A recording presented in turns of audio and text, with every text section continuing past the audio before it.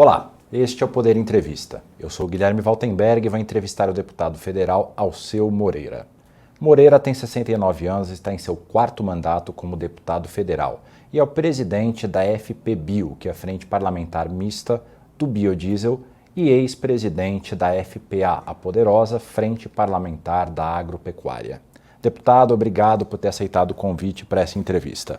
Eu que agradeço a oportunidade, Guilherme, de estar com vocês, poder conversar com os teus parceiros telespectadores, poder mostrar um pouco do que eu penso sobre vários temas que nós discutiremos aqui. E agradeço também a todos os web espectadores que assistem a este programa. Essa entrevista está sendo realizada ao vivo no estúdio do Poder 360 em Brasília, em 10 de abril de 2024. E para ficar sempre bem informado, inscreva-se no canal do Poder 360, ative as notificações e não perca nenhuma informação relevante. Eu começo a entrevista perguntando, deputado, o senhor lidera uma articulação para que o Senado não faça mudanças no projeto Combustível do Futuro. Como é que está sendo a aceitação na Casa Alta? Então, Guilherme, a primeira questão é que a gente não deve chegar numa casa legislativa como o Senado e ter a pretensão de pedir para os senadores fazer isto ou aquilo. O que nós estamos trabalhando é que, como o Arnaldo Jardim, que é um deputado primoroso, né, fez uma articulação brilhante, nós aprovamos na Câmara este projeto só com 18 votos contrários, né? O restante é quase unanimidade, então quer dizer, vota do PSOL ao Novo, do PL ao PT, vota todo mundo no projeto. A gente imagina que este projeto a gente conseguiu dar para o texto um texto absolutamente equilibrado. E seria de bom alvitre não ter modificação no Senado.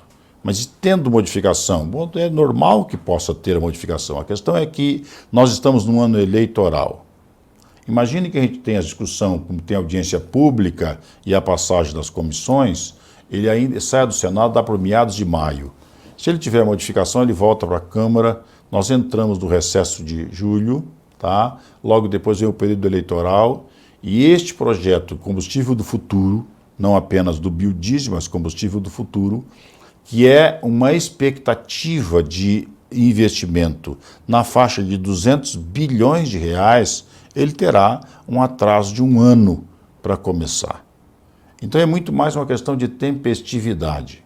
Chegaria a dizer que se tivesse qualquer alternativa importante a fazer, se pudesse fazer noutro projeto de lei, e aí originário do próprio Senado, para não modificá-lo. Acho que é assim que também eu vi o ministro Alckmin, o vice-presidente, falar hoje, lá no evento da Cana. Ele também se posicionou desse respeito, mas a gente tem todo o respeito pela autonomia do Senado e apenas faz a argumentação de que entenda um texto muito equilibrado, muito qualificado, ter a possibilidade de aprovar sem modificação seria certamente um ativo que abriria uma porta gigantesca para muitas oportunidades de investimento, trabalho e renda.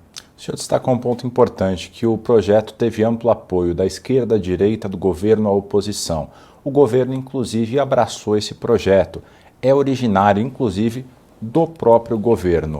O governo também está se movendo, também está articulando junto ao Senado para tentar garantir essa aprovação ainda esse ano, deputado? Os movimentos que nós percebemos, eu estava agora há pouco tempo numa reunião com o pessoal do setor da cana surco-alcooreiro, e o Arnaldo Jardim estava comigo e saiu e foi conversar com o ministro de Minas e Energia.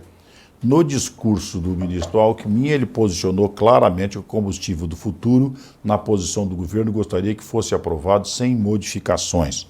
De novo, qualquer um deles que falam sobre isso deixam claro que ninguém está querendo interferir na autonomia do Senado, na liberdade dos senhores senadores em poder melhorar o texto, nem tem a pretensão de que o texto seja o melhor possível, que não possa ser melhorado.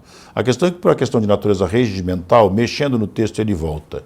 Como o Arnaldo Jardim foi conversar, nós estamos conversando com vários setores do governo para que, junto com o Senado, tivemos ontem conversando com o senador veneziano, conversando com ele sobre isso. Ele disse, olha, vou fazer audiência pública exatamente para permitir que as ideias divergentes possam ser expostas. Nós vamos, com absoluta franqueza, discutir todos esses processos. mas achamos que o projeto, para o tempo dele no Senado, está tendo os passos que precisam ser dados para uma articulação com grande sucesso e a possibilidade de votá-lo no Senado sem modificação. É o que desejamos. E qual que é a disputa entre o agro e a Petrobras na aprovação do combustível do futuro? Na verdade, essa disputa é muito mais interna do governo. Nós, do biocombustível, não temos disputa alguma. Nós, no combustível do futuro, montamos um conjunto de matrizes energéticas todas bioenergéticas, todas elas. O etanol, e, portanto, no diesel, etc. Até no SAF, que é o combustível de aviação. De aviação, todas elas. Pensa comigo, Guilherme, se nós estamos trabalhando numa planta dessa, nós estamos trabalhando numa planta agroambiental. Ela não é só uma grande oportunidade de negócio, com ver plantas dos mais diversos modelos disseminados em todo o território nacional, e essas plantas de biocombustível, elas são de grande profundidade social porque elas são integradoras. Tu vai pegar um conjunto de produtores que produzem um tipo de produto, todo aquele produto produzido vai ser vendido para uma usina, que tem a matéria-prima necessária para produzir o combustível, mas o combustível com colocação certa no mercado. Então tu pega uma área completamente degradada, tanto de solo, ou com um nível de renda per capita muito baixa, e tu redime completamente essa região a partir desse processo. Ela é, por todos os motivos, de grande importância para todos nós. Tá? Então, se nós temos isso, ele é um corpo multifacetado que para cada olhar que tu olha, ele tem vantagens. Ora, se nós temos esse discurso, nós vamos para a COP30, uma matriz energética de biocombustível dizendo que nós temos tanto compromisso com isso que apostamos numa legislação inteira do combustível do futuro, se nós colocarmos nisso um hidrocarboneto, nós acabamos por diluir completamente esse conceito do compromisso agroambiental do sequestro de carbono. Então, eu não tenho nada contra o processado, muito pelo contrário, eu tenho tudo a favor.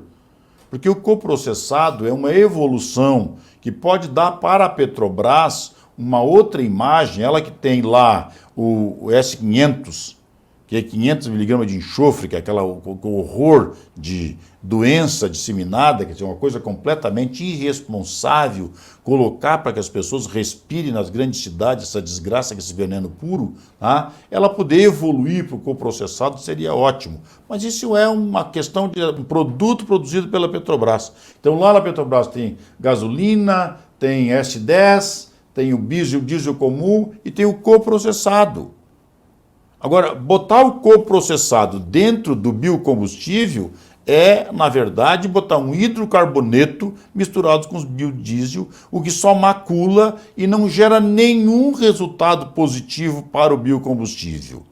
Apenas um gesto de absolutamente oportunismo da Petrobras, querendo pegar uma carona nas asas verdes do biocombustível para tentar vender o produto dela lá fora como se biocombustível fosse. E ele não é, ele é um hidrocarboneto. Então, eu não tenho, né, nós do biocombustível não temos nada, absolutamente nada contra o coprocessado, apenas não desejamos que ele participe do projeto combustível do futuro, porque ele, na verdade, não é um combustível do futuro com uma matriz de biocombustível. E quem estava fazendo a defesa da inclusão desse coprocessado dentro do combustível do futuro era o próprio presidente da Petrobras, que é um ex-senador, o Jean Paul Prates.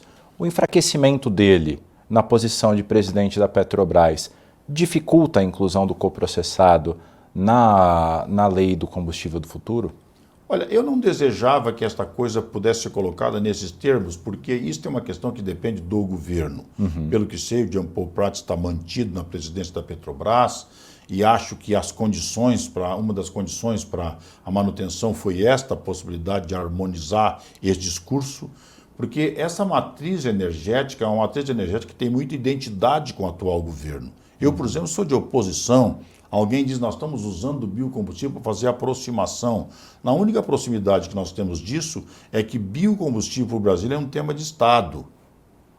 Nós certamente nessa matriz vamos navegar pelo mundo vendendo a imagem do agroambiental, da sustentabilidade, do compromisso com o sequestro de carbono. Nós, na verdade, estamos dizendo para o mundo que nós não vamos fazer opção por carro elétrico.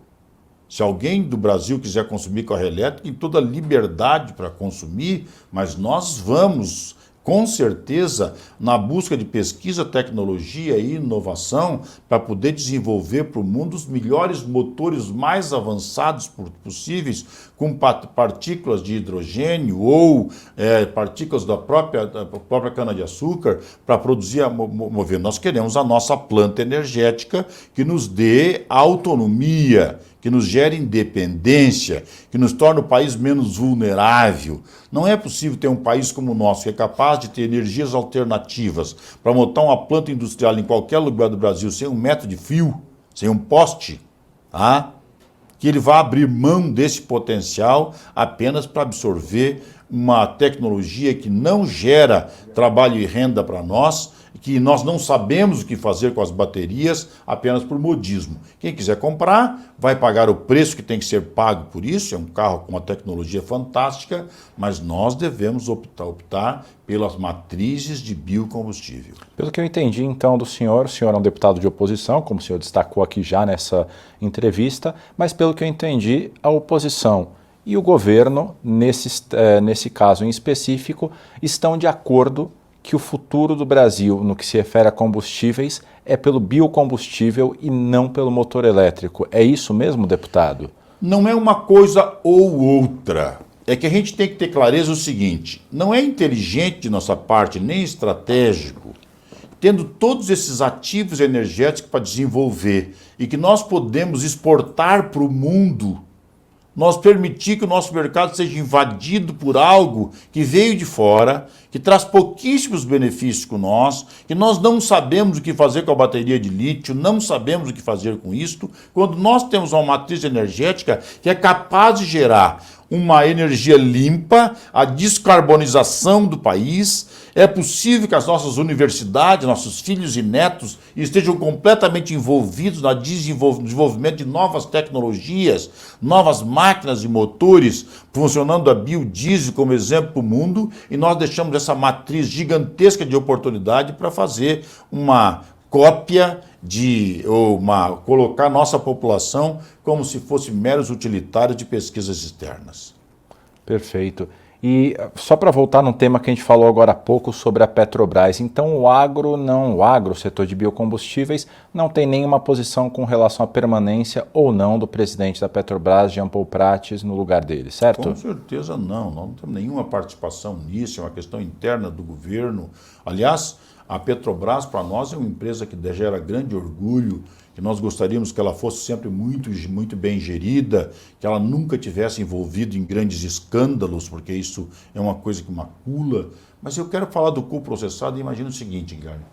Quando tu pega 1% de biocombustível e tu aumenta na mistura do biodiesel, tu deixa de importar 1% de combustível fóssil. Uhum. Tá?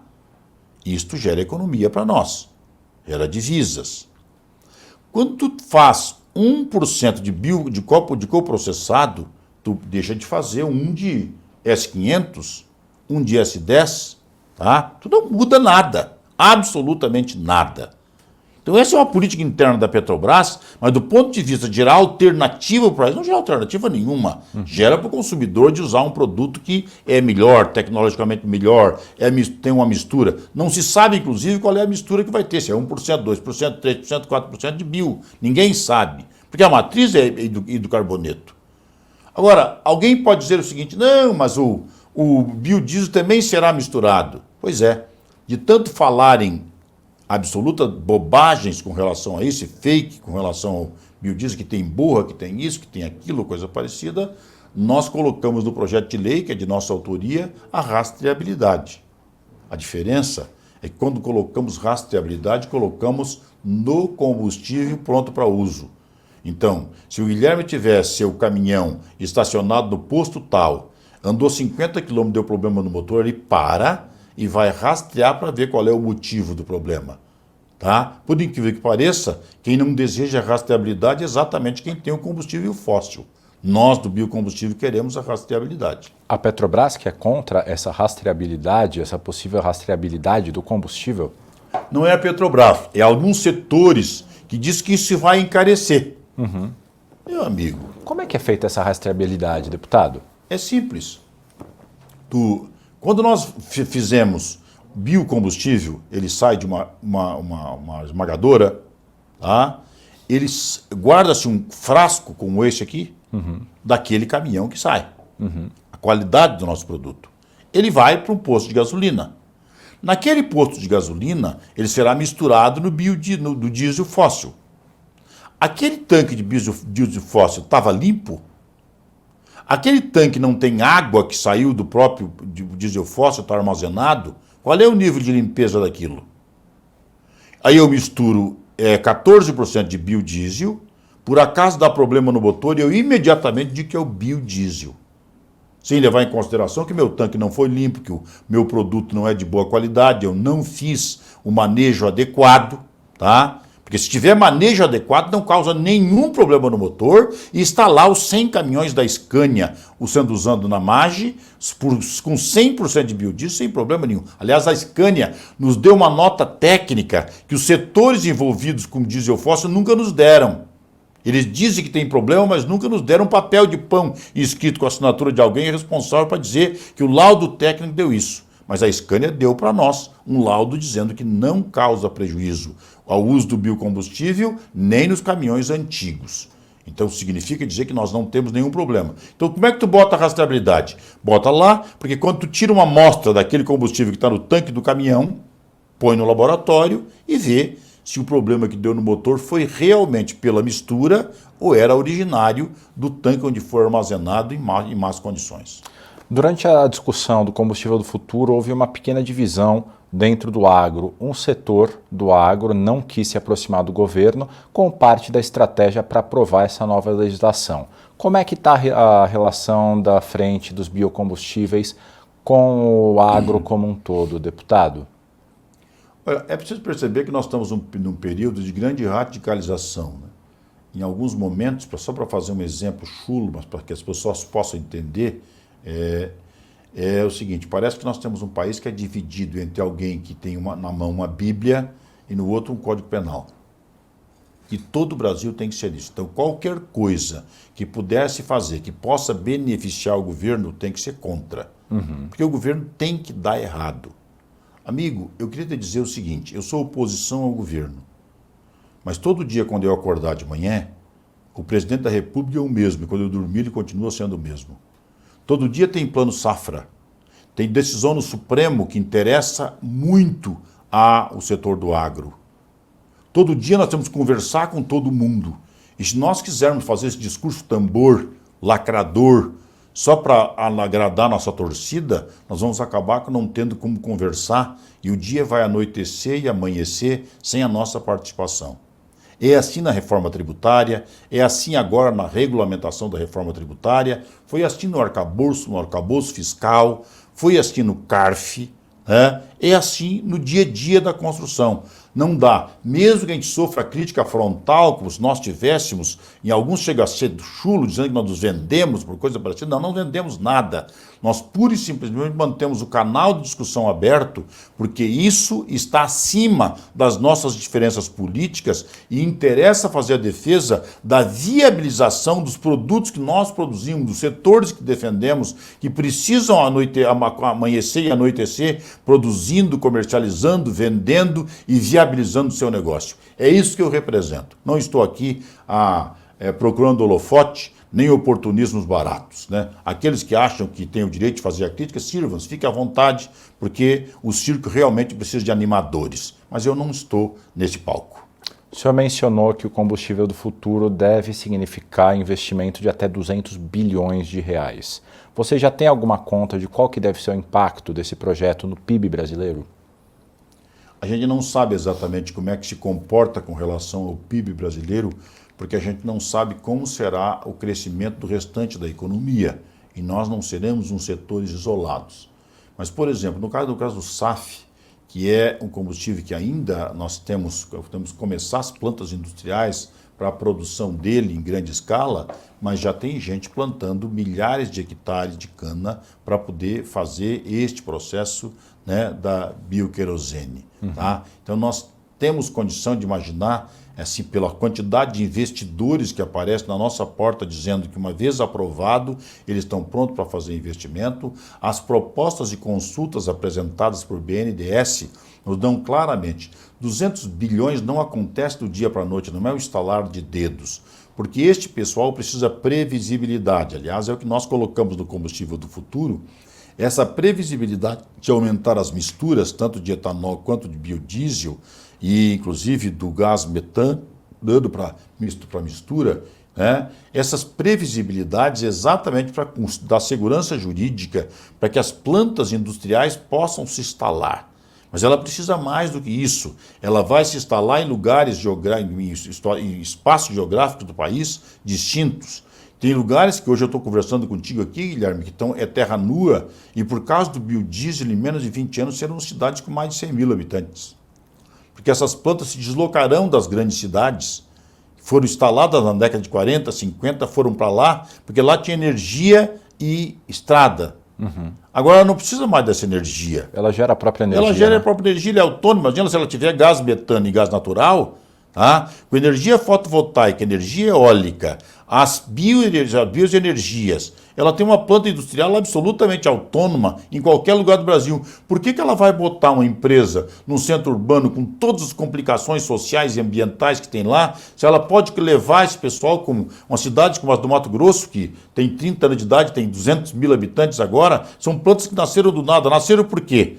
Por causa do agro. Agora vão levar a indústria, porque a indústria não precisa desse contingente de levar uma rede de energia de 2.000 quilômetros, 3.000 quilômetros, não é mais necessário. Elas se fazem disso. Então, o que vai nascer a partir disso é um conjunto tão gigantesco de novas oportunidades que mexe, inclusive, no cenário, né? Em todo esse cenário que nós temos da distribuição do parque industrial no território nacional. Teremos indústria dessa em pleno Nordeste. Em pleno Nordeste. Porque basta ter água, e se a planta absorver a água, inclusive salinizada, de repente é lá que tem pela quantidade de sol. Solo de ótima qualidade e sol 18 horas por dia. Água a gente transporta, sol não. A grande fronteira agrícola do Brasil que virá depois do Mato Piba será, além das áreas degradadas, será o nosso Nordeste. Quando nós tivermos o crescimento do valor agregado do alimento a ser consumido pelo mundo, isso é uma demanda que vai crescer cada vez mais, um belo dia cabe perfeitamente a dessalinização das águas de todas as cidades litorâneas para nós ter água potável. Quando esta água dessalinizada couber no custo da nossa capacidade de produção de alimento, estoura completamente a produção de produtos no Nordeste, que então se tornar verde, absolutamente verde, pelo parque industrial e pela capacidade produtiva do seu solo e sol. Indo um pouco além agora do combustível do futuro, quais são as principais pautas para o setor do agro nesse ano? Bom, nós temos algumas que vamos agora votar no dia 18, que é para derrubar vetos. Uma delas, que é extremamente odioso, porque ele é atrasado, ele é ranço puro, ele não tem fundamento científico nenhum, que é a questão dos inseticidas e herbicidas, defensivos agrícolas. Amigo, pensa comigo. Se eu tivesse hoje, nós estamos aqui conversando os dois, e um de nós tem um parente que nós amamos muito, que tem um câncer e que pode levar a vida dele em 2, 3 meses. Em meio do programa, tu recebe uma mensagem no celular e te diz o seguinte: ó, descobrimos uma molécula na Escandinávia, no Cazaquistão, tá? Que cura câncer. O que tu gostaria que acontecesse? Que no dia seguinte tivesse essa molécula disponível no Brasil para ser aplicada no nosso parente. É assim. E aconteceria imediatamente. Alguém daria um jeito de licenciar para salvar a vida de milhares de brasileiros. Mas se essa mesma operação acontecer com uma molécula para salvar suíno, avicultura, bovinocultura, uma planta, não, aí não. Aí tem que passar na Anvisa e tem que ficar 8, 10 anos. Porque se ela for aprovada antes, nós estamos querendo envenenar as pessoas. Amigo, será que não passa por a cabeça de uma pessoa mediana, nem estou querendo, exigindo que seja inteligente, né? que a evolução da pesquisa, tecnologia, vão dando para nós cada dia moléculas mais avançadas, que com volume muito menor conseguimos muito maior resultado. Os produtos utilizados ao longo do tempo criam resistência e tem que aumentar os volumes, inclusive sua toxicidade. Agora nós negamos que uma universidade do Canadá, que pesquisou uma molécula que seja de grande importância para o Brasil, um país tropical, ele não pode utilizar porque ele tem que ficar 3, 4 anos na prateleira da Anvisa, porque é um ambientaloide de plantão, com carimbo na mão, com um viés completamente ideológico, atrasado, ele tem o prazer de botar o pé em cima e dizer que não libera, porque isso vai envenenar as pessoas. Dá uma olhada no que aconteceu com os bioinsumos. O que nós estamos fazendo, quase 50% da lavoura brasileira já é tratada com bioinsumos. Será que alguém que está me vendo aí na frente agora pode imaginar que um produtor rural brasileiro vai ficar muito feliz em comprar um monte de veneno, sentar na frente da sua propriedade e mandar envenenar a lavoura pelo prazer disto? Mas mais, para nós vender os nossos produtos para as prateleiras do mundo, nós fizemos todas as análises de toxicidade. Os produtos brasileiros são consumidos do mundo inteiro. E nós não temos grau de contaminação toxicológica. Não temos envenenamento de coisa alguma.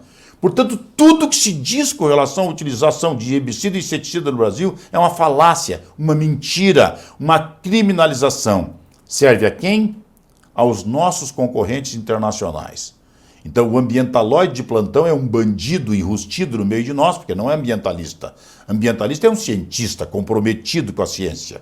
O ambientaloide é um débil mental que serve às pessoas a quem ele serve para ser manipulado e vai se intrometer como um burocrata de plantão para não permitir o avanço tecnológico. No dia 18, depois de ter aprovado este projeto dos defensivos agrícolas do Senado, relatado por um senador do PT, com apoio do líder do governo, Jacques Wagner, foi para o presidente Lula e ele vetou.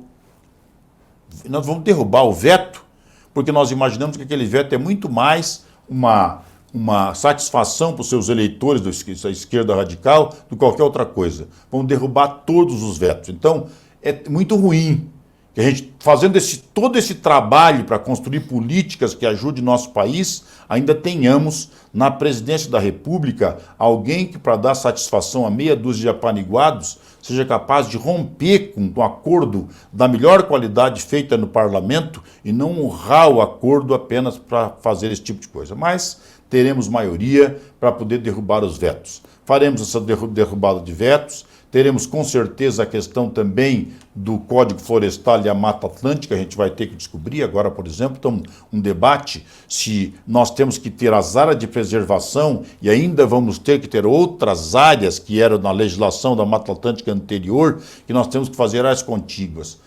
Tem uma quantidade enorme de pessoas querendo não permitir que o Brasil produza alimentos.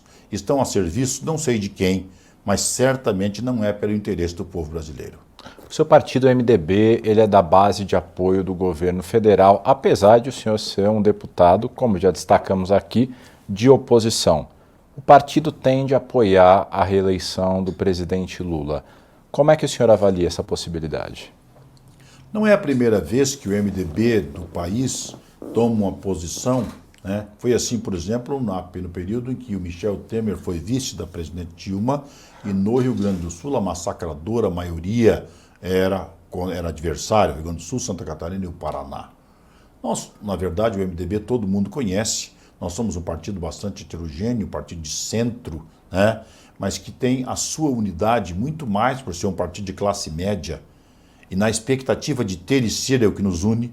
Tá? Mas não tem essa sintonia ideológica. Nós pensamos diferente, aprendemos a conviver assim, temos respeito um pelo outro. O partido agora, nessa janela, cresceu muito. Certamente vai ter uma bela performance eleitoral exatamente por ter essa compreensão de que centro em política não é ponto de partida. Centro em política é ponto de chegada. Nós somos um partido com a capacidade imensa de construir consensos e convergências. Onde tem uma pessoa do MDB, ele está pronto para construir a convergência e consenso. mas nós não vamos obrigar, com certeza, os nossos companheiros a apoiar uma chapa liderada pelo presidente Lula, porque no caso do MDB que eu represento, nós somos frontalmente contrários a esta proposta estatizante, com uma série de defeitos de gestão. Nós somos liberais, queremos um país empreendedor, queremos empreendedorismo, queremos um país moderno, absolutamente integrado na agenda internacional e por isso nos posicionamos contrários, com certeza. E no seu estado, no Rio Grande do Sul, o MDB tem a vice do atual governador Eduardo Leite. Como é que o senhor avalia o governo de Eduardo Leite? Eu tenho dificuldade para fazer isso, inclusive porque o meu partido está dentro do próprio governo. Neste momento, o governo Eduardo Leite, na minha visão, enfrenta as suas próprias contradições. Porque ao longo do período, desde que ele assumiu no primeiro ano, ele conseguiu tomar algumas medidas que são absolutamente corretas, inclusive com o apoio das nossas bancadas, né? E é verdade. O Estado melhorou muito a sua capacidade, ele foi, por exemplo, na questão da arrecadação previdenciária, melhorou muito isto, mas ele passou para a opinião pública de que havia um Estado novo a partir da sua assunção como governante e que ele seria um exímio governante. Um gesto até meio arrogante, dizendo que o Estado estava equilibrado, que agora se pagava as contas todas em dia, como quem diz. No governo anterior, do próprio MDB, era tudo atrasado. Tá? Bom, ele vendeu a Companhia Estadual de Energia Elétrica e continuou pagando, ele recebeu transferências da pandemia e o Estado respirou muito, depois ele vendeu a Companhia de Água, o Estado respirou muito e continua investindo, mas agora, quando menos se espera, ele resolve que quer aumentar a líquida do ICM de 17 para 19,5, o que tira completamente a nossa capacidade competitiva. Porque diferente de quem está em São Paulo, quem está no Rio de Janeiro, quem está no centro do país, nós estamos no garrão do Brasil. Nós estamos lá na pontinha. Para ter uma noção, um frango produzido no Rio Grande do Sul, para chegar no centro do mercado consumidor, o milho leva 1.500 quilômetros para chegar no Rio Grande do Sul e o frango 1.500 para chegar na prateleira de São Paulo. É 3.000 quilômetros de distância. Essa é a nossa capacidade competitiva. Precisamos ter um Estado altamente competitivo e aí nós nos damos com um governo que se dizia moderno, absolutamente moderno, criativo, qualificado, ele resolve fazer o gesto mais antigo, que é meter a mão no bolso do consumidor para poder financiar as contas públicas do Estado e quer passar de 17 para 19,5. Acho que isso não tem nenhum fundamento, tira a nossa capacidade competitiva, vai com certeza desacelerar a nossa capacidade de crescimento e quero crer que a Assembleia, inclusive, não aprova, mas esta é o intento do nosso governador, inclusive ameaçando com decreto de tirar todos os incentivos, inclusive da área alimentar do Estado, para poder valer sua vontade. Nós somos frontalmente contrários a isso e acho que ele está num período político bastante complicado, né? Inclusive para explicar à população de que aquele governador maravilhoso, brilhante, qualificado e moderno, agora, com seu discurso de campanha sendo absolutamente mostrado que não era verdade, o rei está nu. Chega ao final essa edição do Poder Entrevista. Em nome do jornal digital Poder 360, eu agradeço ao deputado Alceu Moreira, do Rio Grande do Sul. Eu agradeço a oportunidade de estar contigo, Guilherme, e todos os nossos companheiros de tela. E agradeço também a todos os web espectadores que assistiram a este programa. Essa entrevista foi realizada ao vivo no estúdio do Poder 360 em Brasília, em 10 de abril de 2024. E para ficar sempre bem informado, inscreva-se no canal do Poder 360, ative as notificações e não perca nenhuma informação relevante. Muito obrigado e até a próxima. Poder Monitor, a ferramenta mais completa para monitorar os 3 poderes. Acesse agora poder.cc/monitor e ganhe 30 dias grátis.